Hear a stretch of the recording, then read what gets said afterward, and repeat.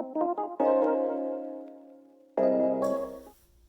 up, guys? It's Angie Spires. Thank you for coming to the channel. Today I have my best friend with me, Takia, and we just decided kind of randomly that we were going to read this book together, and we wanted to talk about it and include other people in it. So we're here to have a little conversation. We're reading this book that is called Becoming Myself: Embracing God's Dream of You by Stasi Eldredge. And it's really just going through the story of her life, but with the lens of how God has transformed her. And so, in this time in our lives where so much is changing, it's such a timely book to be reading right now. So we just want to include you guys in on the conversation. So, we're in chapter 2. We are in chapter 2, actually. Woo, Lord. And this chapter is called Looking Back with Mercy. It's really good. It's the overall theme of this chapter is about just remembering your past. Remembering your past experiences, your past traumas, just everything that you seem to have forgotten over time, just because we grow. Yeah. But you want to go ahead and and how first? things shaped you. Yeah. So, a couple points that she starts the chapter out with that I think will be a great way to set the tone for this conversation. On page 29, she says, I realize the reason I am where I am is because of the journey I have been on. And forgetting my life, the mistakes, my victories, my challenges, my sorrows, my story prevents me from moving forward and growing into the woman I'm supposed to be. So she charges us to remember. Like, it's important for us to remember. Something I said earlier was like, if we forget, we lose the opportunity for God to get glory from what we've gone through in the past. So it's really good to remember. So we about to take y'all back real quick and do some remembering. Okay, rewind, Ooh, so I did have a question to start it off. So if you could think of like a memory that defined or shaped who you are now, what comes to mind? Okay, a memory, and good or bad, any memory that you think of that says this is Takia, like this is how I became Takia.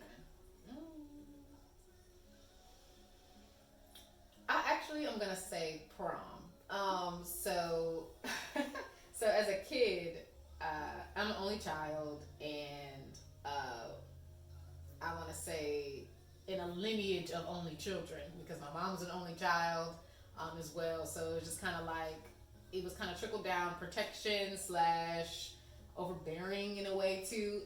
But so prom night, I want to say it was junior prom. It wasn't the one that we went when we went together. It was junior prom, I think.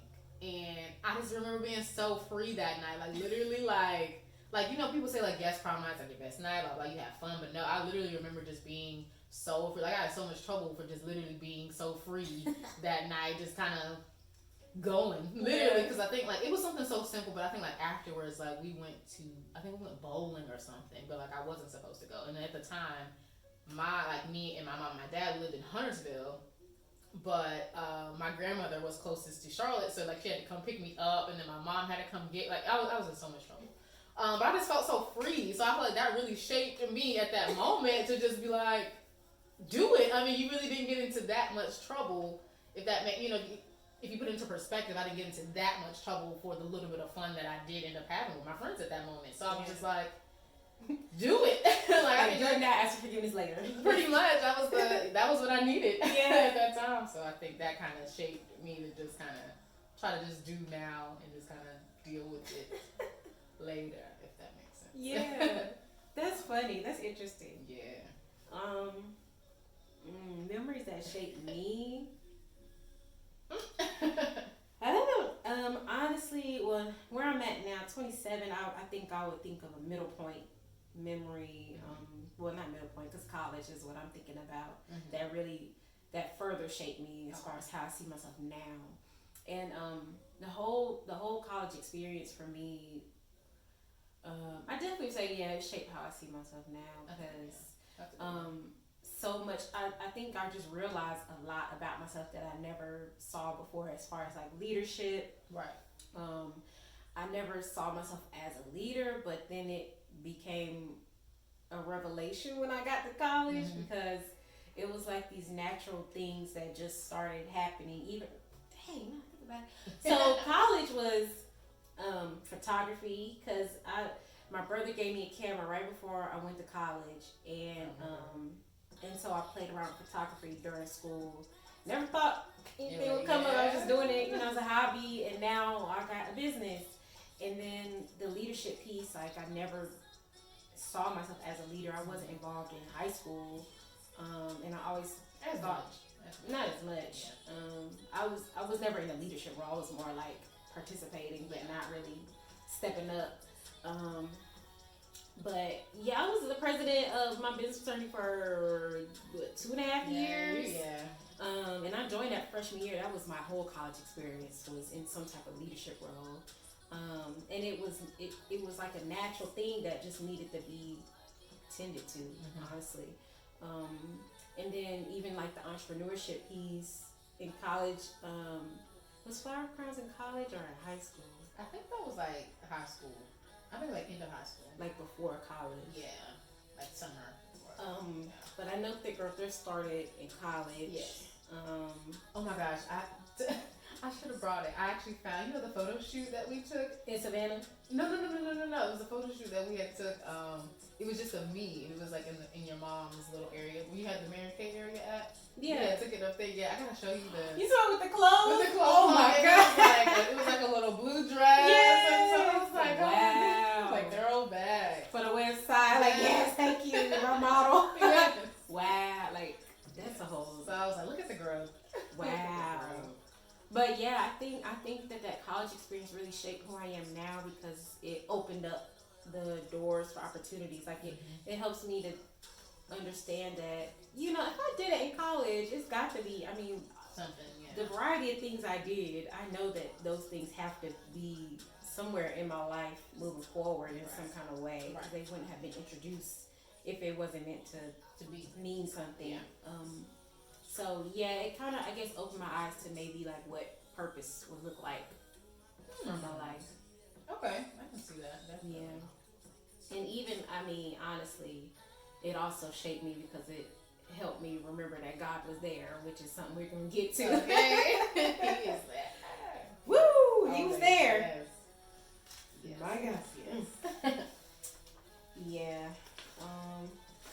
Ooh. So another section of this chapter was about remembering honestly. It's important. I think something we talked about earlier was it's good to remember, but a lot of times we remember things from our perspective and we only remember our side of a story.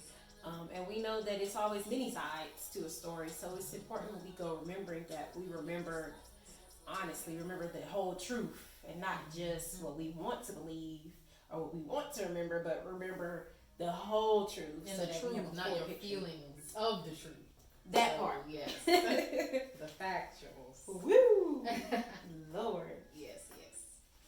So, okay, we talk about remembering honestly. Now, a lot of our memories stem from childhood, right? Like a lot of the way we view ourselves, a lot of the experiences and things we do now is because things we learned or experienced back in our childhood. And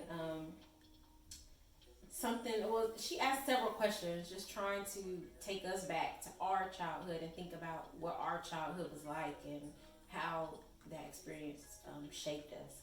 So, just some questions for you. Yes. As you begin to remember, really take some time to think about remembering, like, what were you like as a kid? Do you remember? I kind of remember, but like I feel like it's kind of muddy. It is a little blurry. It is a little blurry, but it's like when you hear stories, like it all kind of pieced together in a way, but like there's not enough stories. Yeah. So it's like I don't remember too much about my childhood. I remember a lot of what do you call it? Like moments. Yes. And like milestones. I remember more like moments and milestones, but I remember like I guess like impactful like situation that happened to like I don't know like me missing the bus or something. Like I remember like, like stuff like that. Like I remember like the first time I missed my bus and my mama got mad. You still remember those like little not traumas, but little instances like that too. Where it's like. But I don't really remember what I was like. Me neither. Like I don't know. I don't remember what my personality was like. Yeah. I mean, I know I was shy back then, but I think it was more so of a. I'm not shy now, but that's because I've learned how to be more open. Yeah. But back then it was just like I wasn't used to being affirmed and things like that, so it just kind of got rather just. Yeah, I think that's a thing by like a lot of I guess parents. I'm not gonna say a lot of parents back then, but I feel like a lot of parents back then didn't really affirm their children because I didn't really get affirmed. Like I heard like I love you, like oh you're smart, and I heard it, and I saw it for myself, but it wasn't like they. I don't think we were told. Yeah. I only remember being celebrated for getting good grades. Like that's so. My childhood was like, girl, get good grades. Same. And you're good, like that's it. But I didn't really build relationships with my parents like that. None of my family. I didn't really have solid relationships until I got much older. Yeah. So yeah. It's hard. It's hard to think about it. So we definitely encourage you to try to dig deep and think about it, and definitely ask God for some guidance on taking you down that journey because He's gonna help you through that as well to get you to getting those results that you need, and it's not gonna come instantly. You know that. Yes. But when it does, you're gonna be grateful. Okay. Yes. And that's good because I think the next section was the God was there section. Ooh, that's a good segue, sis.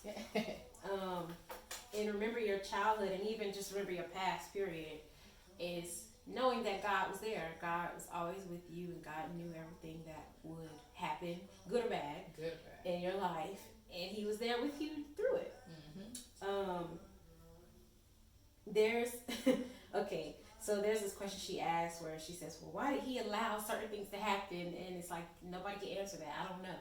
Right. We'll never know why He allowed things to happen. But the good thing is, like Romans 8:28 says, is that God can work all things, good, bad, ugly, together for the good of those who love Him. So it's not that He caused anything bad to happen to you, but He can and has and will use those things to work out in your favor at some point. And these things help to make you who you are, and a lot of things makes you stronger for where you are now. Exactly. Like I can't imagine had I not.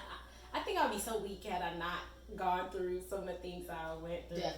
Definitely. And like when you look at people's lives, and different people go through different traumatic experiences, but like when you kind of compare in a good way, not like just comparing. Yeah.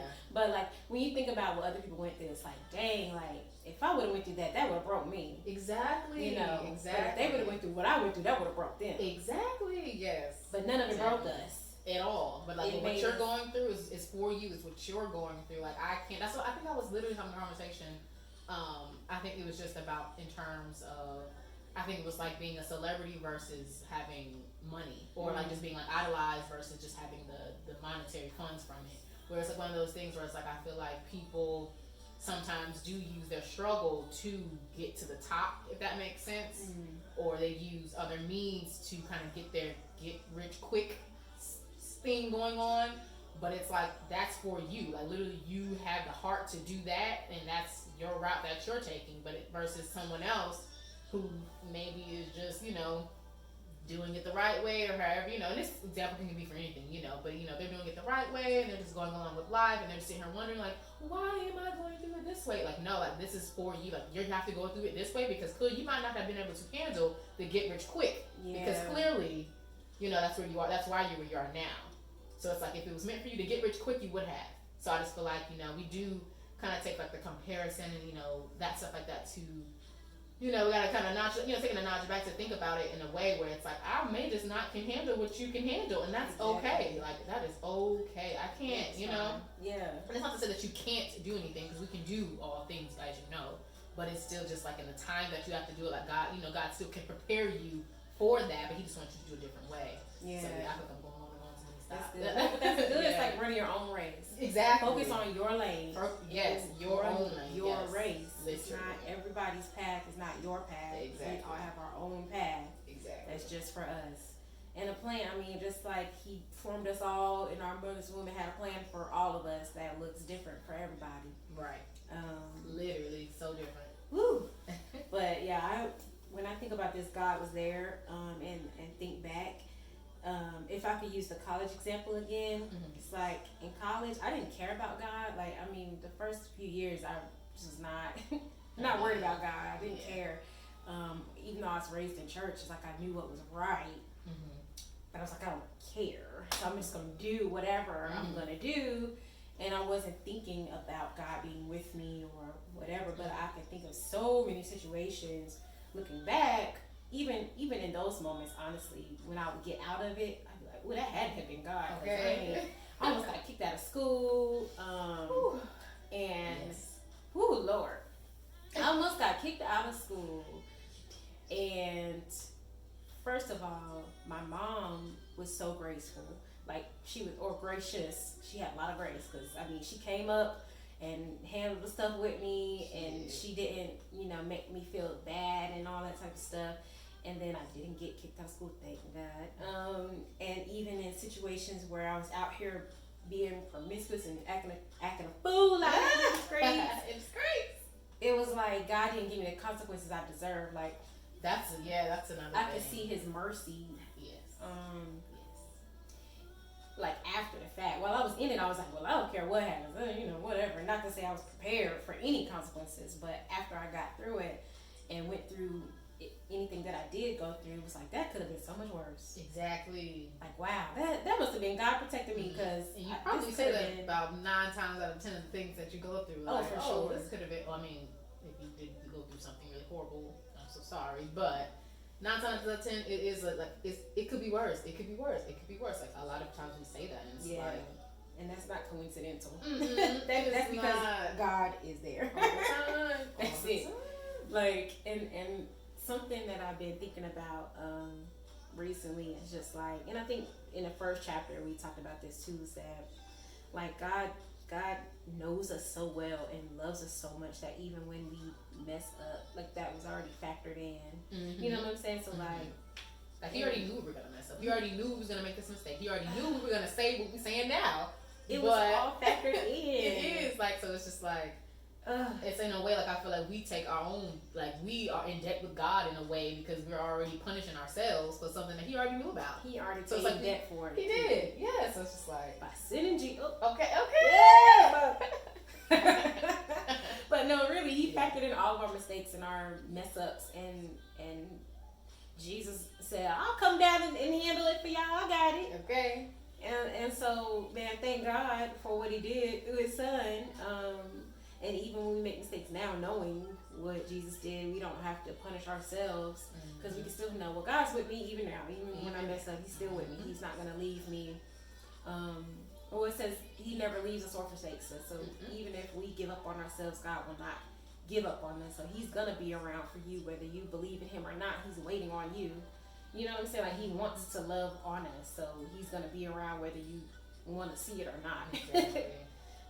And that's a good way to remember, if we can start remembering with the lens of, how was God in this? Like, where was God in this memory? Or even how she asked, like, God, show me where you was at. Show me. Yeah. Show me. Yeah. Do you have an example you want to share? As far as remember? Of just like kind of looking back and just seeing like, yeah, God was there. I just wanted to see if you had an example. I love this song. A moment where God was there. It's so many. Let's see. Dang, it's a lot. I'll use an example from my old car, because that was several times when I was like, oh, okay. So you remember my Buick? Yes. I had the Jesus tag on the front. Yes. There was times when I got older that I wanted to take the Jesus tag off and put my name on there. Yeah, and every time I would think about it, I'll be driving something almost happened, but it didn't happen. Ah, I see. And like I would be like, okay, God, I'm not changing it. I'm keep Jesus on the front. Like I'm keep on here. I'm keep on here. I'm gonna keep Jesus on the front. I don't want this to be about me. Like I know it's just a license tag, but it's also like a humility thing. Like I gotta understand Jesus is going before me. Okay, this is not about me. Right. Literally every time like I would think about, you know what, I'm gonna change this to put Ange on the front of my Buick or whatever, and then I would be driving and almost die. Like serious instances where if I would have waited 2 seconds, it would have. Or if I hadn't waited 2 seconds, it would have been my life. And it like in Greensboro, I can think about a couple times. Like one night I was out late at night when nobody really even out. I'm driving. This when I had my apartment. I'm driving back to my apartment, and there's this light. There's a 4-way light. Big intersection, like multiple lanes, everything. So our light turns green, and it had been green. But I sat for a second, and it was like something told me not to go nowhere yet. This car come flying. Like, I mean, this car, it wasn't like the light just turned and they were still going. Yeah, because your light was green. My light had been green. And like they just, so I'm like, if I would have drove, I would have died. And then there was another time I was heading to campus, leaving my apartment, and it was another situation with the lights. Like our light had turned green, and it was green for a second. Big old 16-wheeler flies through this light. Had I been turning, I would have got hit, died on impact, because the truck was flying. And like moments like that, I just always was like, this was definitely God did not want me to leave today. If there is something He has. Now, God, I'm gonna pay more attention to, every time it's like, let me draw closer real quick. Okay. Obviously, you don't want me to die this way. But yeah, definitely, that's the time I can think where it's like, God was there when I wasn't necessarily thinking about Him. He was there. Yeah. Wow. Yeah, I remember that. Ooh, child. Well, amen. Amen. Got hit for a second, like, what? Yeah. Ooh, Lord mercy. But yeah, God is there. God is there. God is there all the time. Yes. Oh my gosh. Oh, this is a good point too, which I think I kind of touched on just now. Page 42. She talks about how some things that we go through are not necessarily caused by God, but used by God to remind us that we need Him. Oh, okay. And she talks about how we can't free ourselves. So we know all the issues and things we got. We know all the bad memories, and we know all the hurts and all the mess ups and all that. But the reason we go through those type of situations is because it's just brings an understanding that we need God. We can't, like, if we didn't have God, we would go through these things and not have any way out. Exactly. Or any way to any hope. Right. That it would either be a useful situation or that it would be turned out for our good. So a lot of times we go through stuff for God to show us, hey, you need me. Right. I'm here. Right, I'm here. Use me. Use me. I'm here. Yes. Talk to me. Like, that's literally all He's asking for. Yeah. Literally. So that was a good point, just to remember that this is not something we can do by ourselves. Even if we do remember, the point of us remembering is to ask God to come in and help us heal from things we need to be healed from, and to see that He was there the whole time and feel that comfort in knowing that He was there. Yes. Amen. I know, right? It so it says, my cries for help have been agonizing groans, loud self-loathing, accusation, and desperation. So that's just kind of like what I feel like we do just as humans, as women. It's definitely gonna show through women in the next chapter.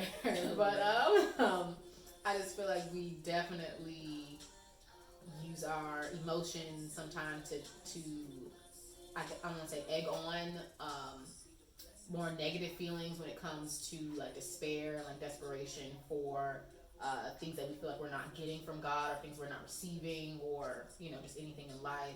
So I just feel like with when she talks about like just healing, I just feel like you have to understand, or you have to allow God to help you understand yourself, just so that when you are going through things that seem like self-loathing or accusation or desperation or things, like you can use God, you can let God use you and just kind of turn those things into just more positive. So it's like, I think she says, sorry, where it's like pretty much you just need to speak more love and more truth into your life in general, and just kind of know how God sees you versus how you see you, if that makes sense. Yeah.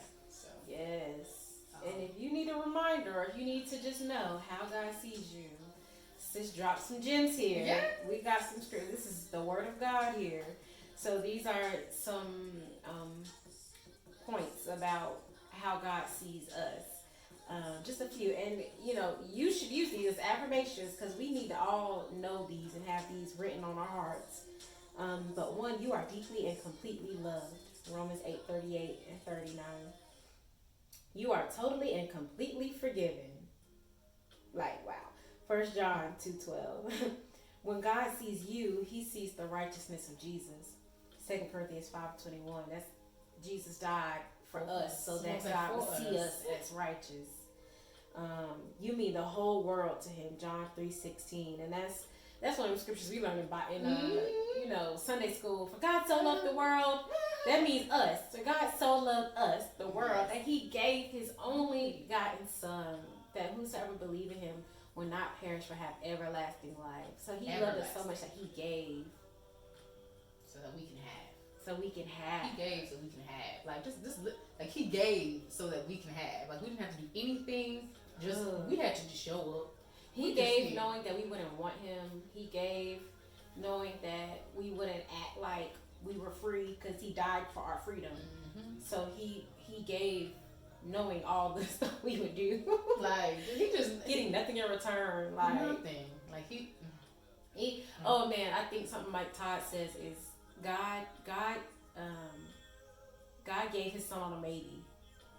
Like on a maybe they'll turn to me and love me. Maybe. Wow. But if they don't, I still did it because I love them. They're still my children. But it's a maybe. Maybe they'll believe in me so they can be saved. Dang, that's crazy. Maybe that was a maybe faith. I can't remember if that was that sermon. It might have been. But I know I've heard him mention that like so many times. It's like Jesus died on a maybe. It wasn't a guarantee. It really isn't a guarantee. Jesus died and knew what he died for, but he also died knowing that it wouldn't be a guarantee that everybody would get it or want to understand it. Yeah, and it's so good. Like he died on a maybe. Oh my gosh! Oh wow! Yeah, if I find out, I'll send it to you. He thinks you are beautiful right now. Psalm Solomon 4:1. He is committed to your restoration. Wow, committed. Like committed. He about it. He is about it. Like he wants us restored. He sees us restored. And he wants to be with us as we go through a process of being restored. Wow. You are not now, nor have you ever been alone. Hebrews 13:5. That's good. Like those are good reminders. And also just to know if you never knew before. Just know you are loved, and God is so committed to your life being restored, and he really wants us to live a life of freedom, because that's what he sent his son to die for. So it's up to us to choose him and seek him and get what we need to be healed, so that we can walk in that freedom and live the life that he sees for us and become the women that he sees us becoming. So don't forget to remember. Yes. You still got me shook from the maybe. Yeah, still shook. A little shook. Cause that's so true. Like when you really think about it, like it's on a maybe. Yeah, like he didn't have like. Imagine, he didn't know. Like that's so crazy. Imagine if he was up there on the cross, like, 2,000 years from now, they ain't even gonna be looking for me. Like, why am I up here doing this right now? They ain't even go. The people in the time then wasn't looking for him, you know. But even though he said, I'm saving all of humanity, not just these people, not just this one group of people. Like, I'm doing this to save everybody. So everybody has an opportunity to choose me. Everybody has an opportunity to believe, but it's up to us to make that decision to believe. Yeah, that's so true. Yeah, and that's literally all that he asks. Is just literally that's to make it. the decision to believe. And he's still gonna be there until we do. I mean, the fact that and that's grace. That's his grace and his mercy is that even when we don't choose him, he's still there. Exactly. Whole chapter 2. Should we could just wrap that up, right? Right. No, literally. Literally, that's about the end of the notes he had. So, okay, I want to leave you guys with this last paragraph or this quote that she says that really kind of sums up this whole chapter and what we talked about. Let God begin to rewrite your story. Invite him to show you your past through his eyes. Ask him to surface good memories you have forgotten. He would love to do it. There is healing to be had there. There is a replacing of regret with mercy. And one thing I wrote, my bad. No, you did. When we talk about that God was there piece, there was something she said that God's eyes see clearly and they are filled with mercy. And it's like God sees the same. Well, God sees the past how we see the past. We both see it, and God was there in it, but He sees it with mercy. Whereas sometimes we might see it with a negative lens. Right. God looks at it through a lens of love. And there's a scripture, Micah 7:18, that says God delights in showing mercy. So it's like even if we don't see things in a lens of love and mercy, it means like compassion. Right. And so even when we want to look through things like how you talked about earlier through our feelings and how we felt and how it hurt us and all this, if we can shift to be more, if we could shift to see things through God's lens and look at things through mercy and be compassionate, even if it's something that hurt you, like consider thinking about the other perspectives in that memory. Consider thinking about the other people in those memories and how they viewed it. And then think about, like we just talked about, how God saw you in that situation. Because He saw you through it as well. It's how He saw you through it, in it, and even remembering that God was with you in it is a sign of compassion, that you're not alone in it. So, yeah, that was really good. That was good. This is such a good challenge to just remember. It is. Like, really just take some time to remember, and it's gonna suck. It is. It's gonna suck. There's gonna be memories that you suppressed that God will bring back to your remembrance. But it's good for your healing that you bring them up, deal with them, give them to God, cast your cares on Him, so that He can replace any anxiety you have about it with rest and peace. And so much healing can just come from remembering. Literally. So don't forget. Don't forget. You gotta remember. You gotta remember. Yeah. There's a sermon series at Transformation Church. Robert Madu preached it, and it's a sermon called "Don't Forget to Remember," and it kind of goes along with this topic of remembering our past and how God showed up. So I'll put the link in the description box because that's when I won't forget. But yeah, so next week we're gonna cover chapter 3, which. Yes.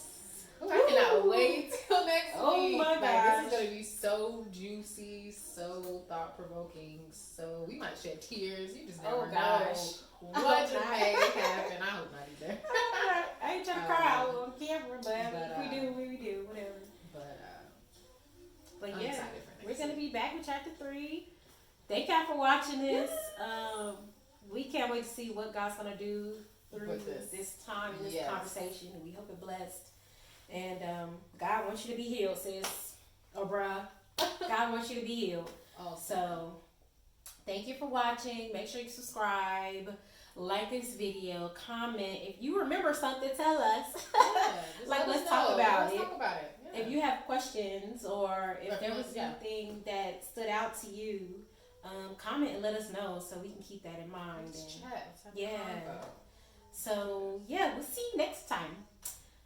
Peace. That was so good. I'm so shook. Like.